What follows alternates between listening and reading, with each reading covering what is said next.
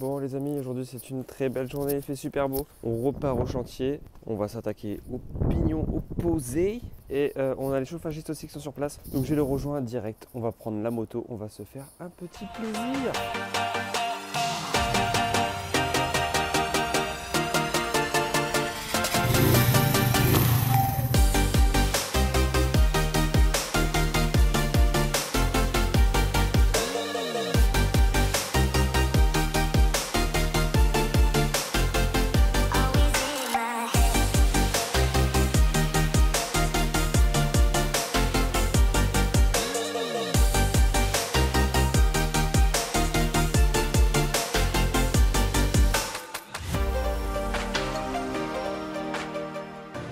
Regardez-moi ce travail de qualité. Ici, il a fait le raccord pour notre cheminée au gaz. Et en fait, il nous a donné l'astuce pour garder vraiment la couleur du cuivre intacte. Il faut poncer au 000 et ensuite mettre du vernis. Comme ça, ça ne perdra pas en couleur. Moi, j'aimerais vraiment garder cet aspect-là pour la cave. Je trouve ça très joli. C'est plutôt stylé. Voilà donc ce qu'il faisait avec son central. Oui. Un petit pont. Non mais c'est hyper discret, je pensais pas que ça allait être autant... Et tu serres tout ça? Oui, on vient en fait écraser ici avec la mâchoire et du coup ça, la petite bague elle s'enlève. C'est une bague en fait pour pas oublier d'avoir de cintrer. Ouais. Et ensuite, après tu as juste ce petit ergot là qui reste en place et c'est homologué gaz. Alors aujourd'hui on s'attaque au pignon qui donne accès, vous savez, à la terrasse new-yorkaise. Emilien il s'occupe de tout mettre à niveau. Je mets tous les rails pour préparer le mur à plaquer. Voilà. Toi, tu t'occupes des contours de fenêtres. Ouais, moi je vais couper les rails. Si vous voulez, là on fait ça, on met tout le niveau en haut pour qu'après on puisse démonter l'échafaudage et s'occuper ici du mur en bas. En fait, on va créer des étagères. Oh, regarde comme ils sont mignons. Ils se font des bisous. Oh, les petits kikis. C'est la maison de l'amour. Ouais. Bon, ça y est, on vient de caler tout le raillage ici. On a fait aussi les contours de fenêtres. Voilà, avec une petite lisse en haut, une petite lisse en bas. Et donc maintenant, ce qu'on va faire, c'est qu'on va virer toute cette partie de l'échafaudage. Comme ça, on pourra travailler en bas. On ne sera pas gêné par l'échafaudage pour faire donc le mur de gauche et le mur de droite qui redescendent de chaque côté de la verrière qui aura en dessous. Voilà, donc on va railler ça. Et une fois que c'est fait, on pourra tout plaquer. Là, tout plaqué. Là, tout plaqué. Bon allez, on met de la musique, c'est parti, on enchaîne, let's go!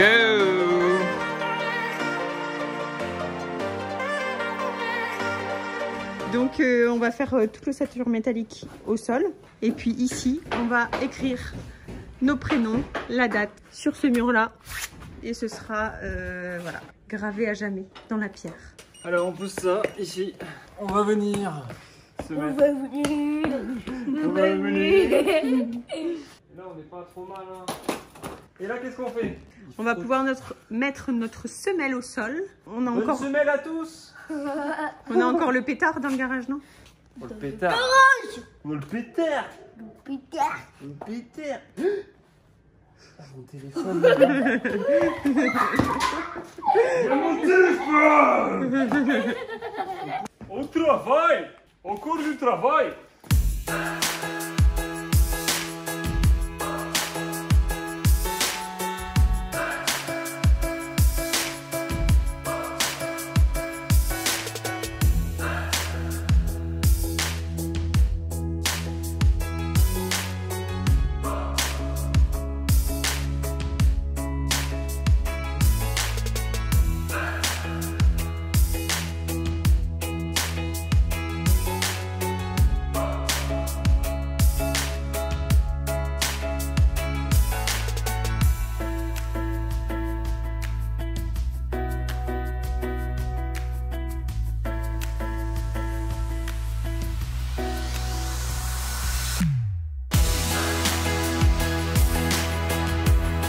On fait un petit travail à la chaîne, là, la structure se construit.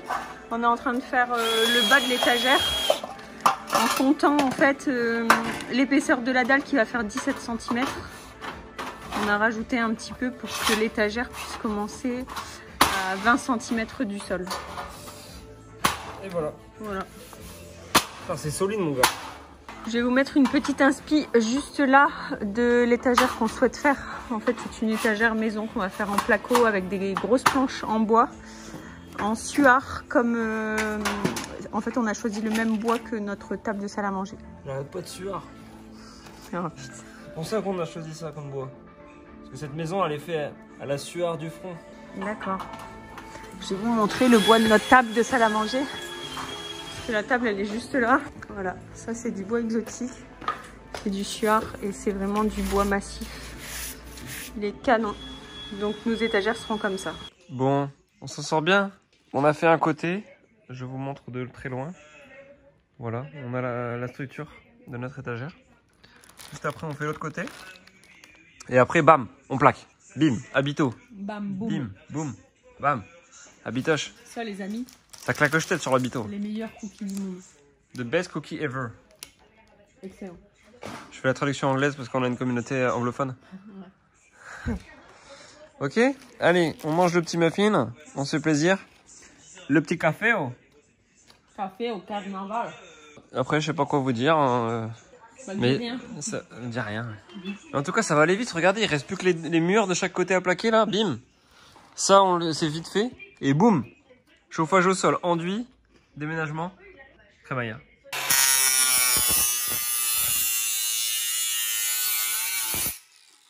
Tout est de niveau, tout est au poil.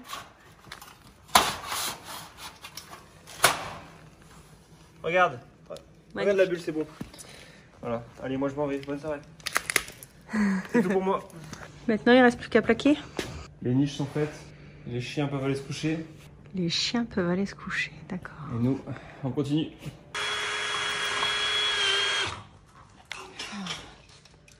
Oh là là.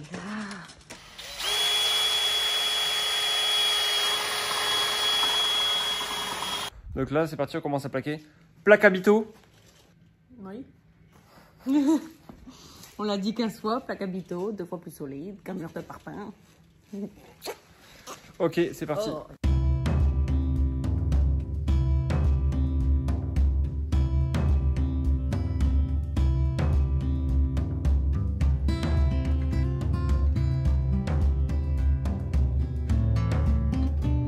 Bon, on n'a pas encore beaucoup filmé aujourd'hui. Donc hier soir, on est parti, on avait mis ces plaques là sur le pignon. Là, le souci qu'on avait, c'est que on voulait remettre la plateforme ici pour continuer à plaquer plus haut et être à bonne hauteur. Mais le souci, c'est que l'échafaudage était trop près du pignon. Encore une fois. Donc on n'arrivait pas à passer le placo. Là, on vient de tirer l'ensemble de l'échafaudage. On a fait voilà, pied par pied, millimètre par millimètre pour gagner cette place. Donc là, on l'a tiré. Donc on va remettre toute la plateforme là. Et comme ça, on va pouvoir tranquillement continuer à plaquer et à remonter jusqu'en haut.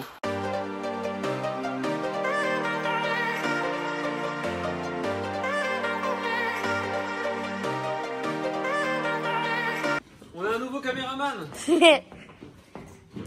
C'est Rachel et Emilien et Luca Rénovation. Ici, il n'y a plus de batterie. Ah. Donc, on ne peut pas travailler. Où sont les batteries, Luca? Où sont les batteries? Mais où sont les batteries? Mais où sont les batteries? Mais où sont les batteries? Mais où sont les batteries? Batteries. Les batteries sont là.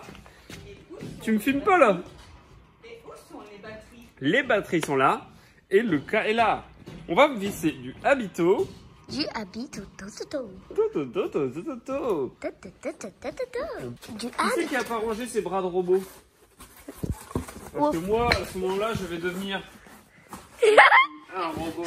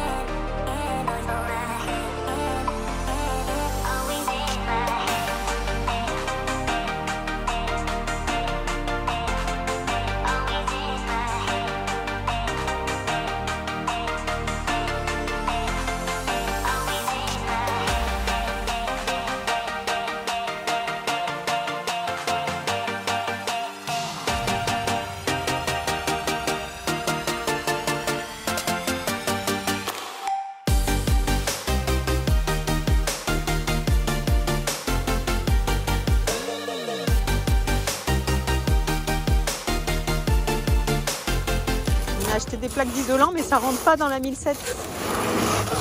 Ah, la 1007, on rentre franchement, Il serait temps qu'on change de voiture.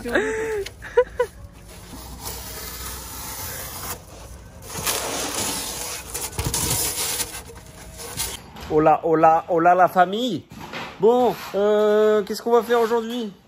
Aujourd'hui, on va finir les Velux. Oui, vous avez été nombreux à le remarquer. Oui, les Velux ne sont pas entièrement terminés. Pourquoi? Qu'est-ce qu'il manque? Il manque cette petite barre en bois là. Là. Non, elle n'est pas plaquée encore. Et oui, il va falloir la plaquer. Donc, c'est ce qu'on va faire aujourd'hui, avant que la team Endu arrive. Donc, l'idée c'est de faire un petit coffrage tout autour de ce bois. Voilà, un truc propre, tout mignon. Je ne sais pas encore comment on va faire. On va devoir railler le bois pour plaquer autour, on va voir. Voilà, donc on s'y met, on finit ça. Sinon, vous avez vu, on a terminé presque le pignon. Là, c'est l'œil de bœuf, on a laissé un peu n'importe comment, mais parce qu'on va ouvrir plus large que le petit trou qu'il y a là. On ne sait pas encore exactement comment on va plaquer le rond du Velux. Si vous avez des idées sur comment plaquer un œil de bœuf, dites-le moi. Et les fenêtres, pareil, celle-là, c'est plus une fenêtre, c'est une chatière. Et là, l'autre, elle est presque faite. Plaquage des Velux. Et Inch'Allah, ça va bien se passer.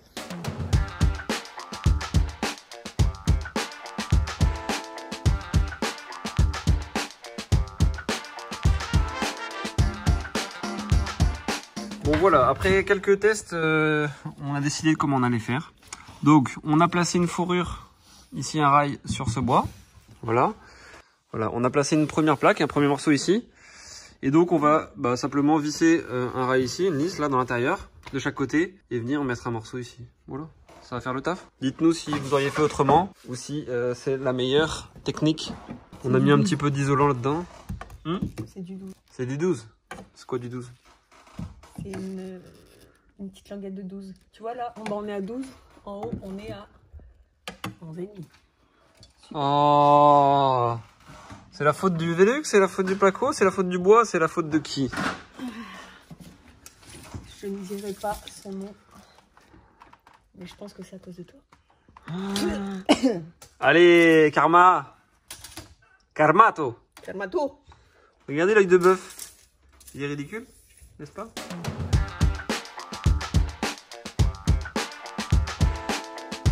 Bonjour à tous. Aujourd'hui on s'attaque aux fenêtres. On est en forme, il y a du soleil, il fait beau.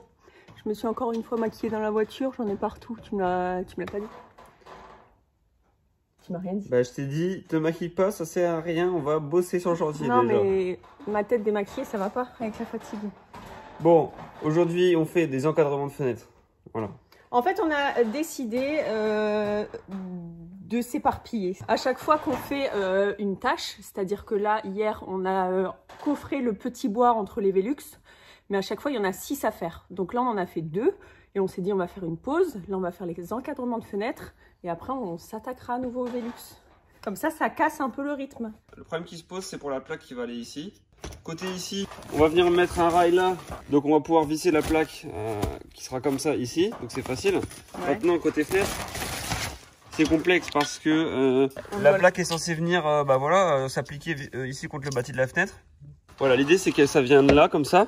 Le problème c'est que le mur il est pas forcément ultra droit, on n'a pas forcément le rail à coller au mur de la bonne épaisseur, donc il y a un bricolage à faire, donc c'est pas simple. Donc je pense que la solution la plus radicale, c'est de venir mettre de la colle ici tout le long. Et paf, on vient coller. Voilà, on vient coller ici le placo. Comme ça, basta, on passe à autre chose. C'est bon. Mais voilà. Est-ce que c'est bien de coller? J'en sais rien. Il y a des professionnels qui m'ont dit colle. Donc si un pro m'a dit colle, je peux coller. Après, de toute façon, c'est ce qu'on s'est dit. Ici, on est sur un échafaudage, mais après, par la suite, on n'aura pas du tout accès à ces fenêtres, donc il n'y aura pas d'appui. Voilà, c'est à 4 mètres de haut. On fait juste un cadre et puis après, c'est tout. Là, je vous montre un petit peu ce qu'on a fait hier. Donc, on a coffré les bois entre les... Vous voyez, avant, c'était comme ça. Et là, on a isolé, on a refait l'étanchéité et on a plaqué. Donc là, on en a fait 2. Et une fois qu'on en a fait 2, là, on s'attaque aux fenêtres. Et puis après, cet après-midi... On en refera 2, je pense. Ouais, on va bidouiller, mais on va faire quelque chose de propre, comme d'habitude. toute façon, il suffit d'un renfort. J'ai confiance en toi. Il faut avoir confiance en ses idées et avancer. Ouais. Et en plus, c'est du placo habito. Ouais.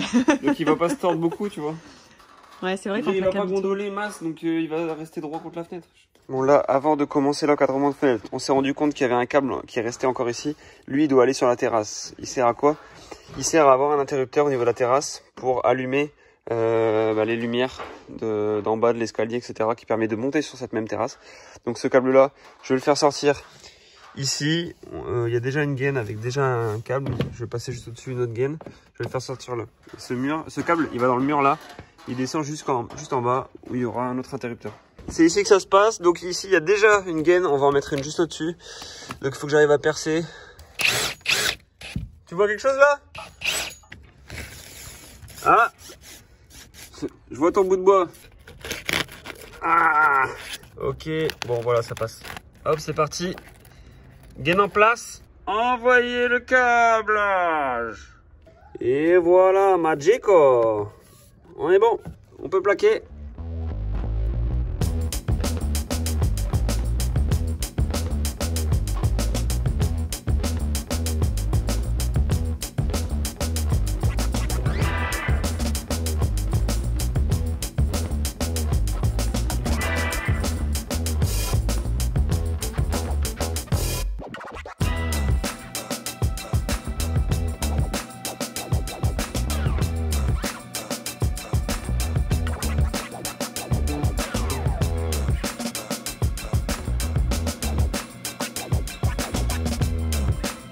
Selon en fait comment est faite la fenêtre, on a utilisé plusieurs techniques. Ici on est venu mettre un mastic dans le fond pour faire l'étanchéité. De ce côté là on est venu mettre du scotch sur la menuiserie. Et là-haut on va encore tester une troisième chose différente. L'idée c'est de voir ce qui est le plus pratique. Donc en fait on a acheté pour tester ceci. Donc c'est un joint ruban Variotape. Donc en fait c'est une sorte de double face. À quoi ça sert? Simplement, on vient coller ce ruban-là sur le côté de la fenêtre. Tac. Et comme c'est un double face, hop, on vient coller la membrane dessus. Donc ça facilite en fait de faire le raccord d'étanchéité entre la membrane et la fenêtre. Voilà, ça évite soit de foutre du scotch, soit plein de mastic. On va essayer vite fait ça pour là-haut et puis on va voir ce que ça donne. Toute l'étanchéité est faite autour de la fenêtre. Donc là, on utilise le fameux ruban. Ça marche plutôt bien. C'est assez efficace, mais ça colle très bien, donc c'est pas facile à mettre parce que les gants ils se collent tout le temps. Voilà, donc là c'est ultra étanche. Pour le coup, on peut pas faire beaucoup mieux, je crois. Donc maintenant il reste à mettre le placo. Et finalement le plus long c'est peut-être l'étanchéité, encore une fois. Bah oui, le placo. C'est ouf, hein. En fait on passe plus de temps sur l'étanchéité. Et en l'occurrence tout le monde ne fait pas de l'étanchéité chez soi. Donc ça veut dire que nous on se rajoute quand même une tâche qui rajoute beaucoup de temps dans les travaux en fait. Oui. Mais à la fin... on va avoir chaud. Allez. Et on arrivera à chauffer tout ce volume, parce que voilà, il y en a plein qui se demandent comment on va chauffer ce volume. Mais c'est aussi grâce à une isolation au poil de cul. Voilà, qu'on va y arriver. Donc maintenant, on passe au placo.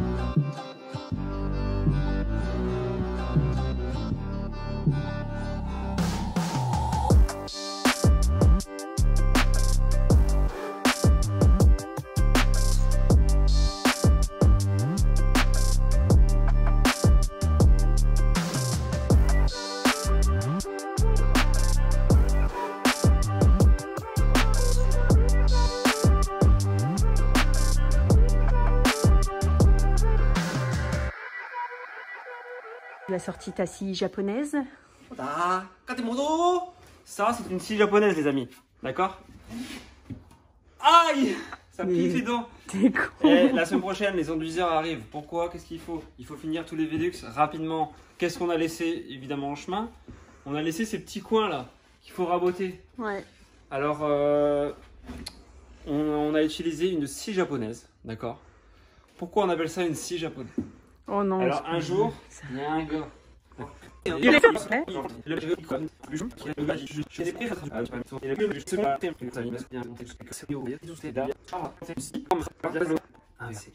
lui a dit, j'appelle ça la scie japonaise.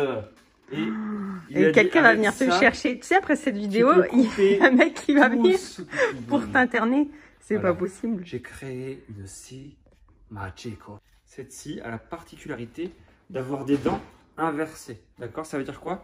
Elles sont vers l'arrière. Donc quand je scie, c'est au moment où je tire que ça coupe. D'accord?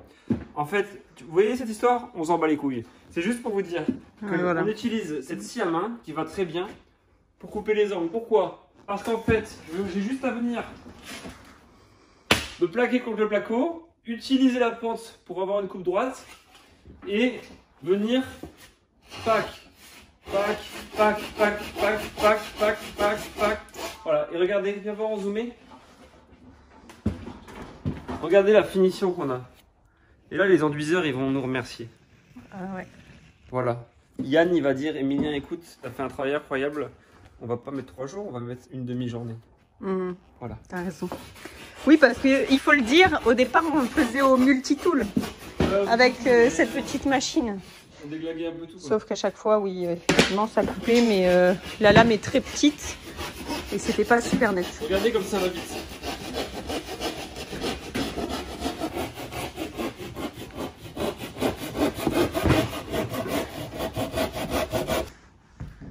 Rachel, on doit faire la fin de vidéo là. On n'a pas tourné la fin de vidéo.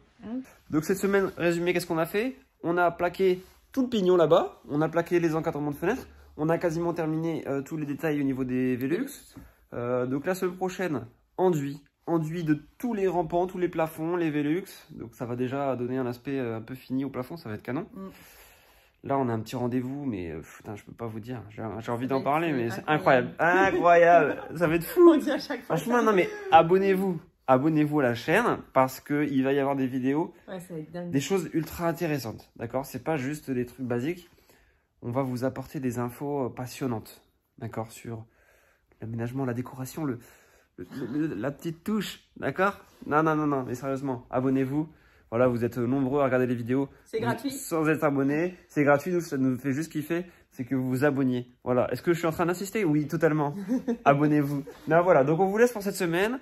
Je vais mettre 20 secondes de petits plans de ce qu'on a fait. Voilà. Au moment où vous regardez cette vidéo, Emilien a 30 ans. Ça y est, les gars. C'est un homme. Ah oui, quand vous regardez, j'ai eu 30 ans il y a 2 jours quand vous regardez. Mais c'est demain en vrai, parce que nous, on est jeudi là. Ouais. Ah ouais, 30 ans, c'est bien. C'est un coup dur. Non, franchement, ça fait wow. 30 balais quoi, j'ai l'impression d'en avoir 15, c'est ça le problème. Il va falloir qu'on fasse un enfant. Hein. Allez, ciao. Bah allez, à la semaine prochaine. On vous aime. Merci d'être là avec nous au quotidien. Vous êtes une famille extraordinaire pour nous. Voilà. Est-ce que je suis en train de vous faire des compliments pour que vous vous abonniez? Oui. À la semaine prochaine.